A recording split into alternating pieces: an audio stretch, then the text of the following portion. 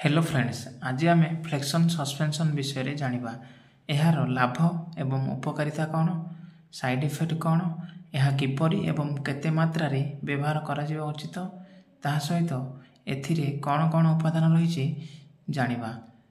एही flexion suspension शिशु एवं पिलामानक मध्यरे शरीरर तापमात्रा बा ज्वर कमाइबा, ता सहित जंत्रणा एवं शरीरर प्रदाह को कमाइबारे साहाय्य करिथाए।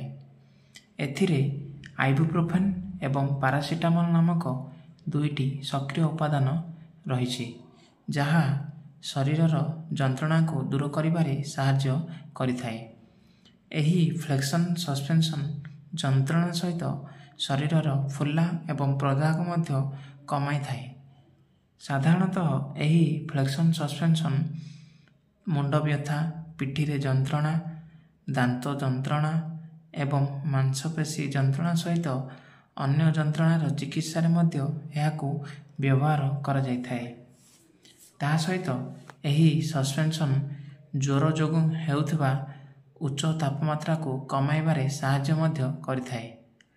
एहा पिलामानक थंडा, गला जंत्रणा एवं ज्वर पई एक प्रभावशाली औषध अटे।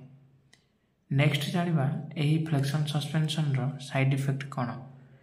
एहाकू व्यवहार करिबा परे किछि किछि पिलांकू साइड इफेक्ट होइथाए, जेपरि कि बांती लागिबा, पेट फुलाइबा एवं पेट गोलमाल हेबा। एहीपरि किछि लक्षण देखा देइथाए। एहीपरि किछि लक्षण देखा देले आपण तुरंत डाक्टरक सहित परामर्श नियंतु। नेक्स्ट जानिबा एही सिरप को किपरि व्यवहार करा जिबा उचित।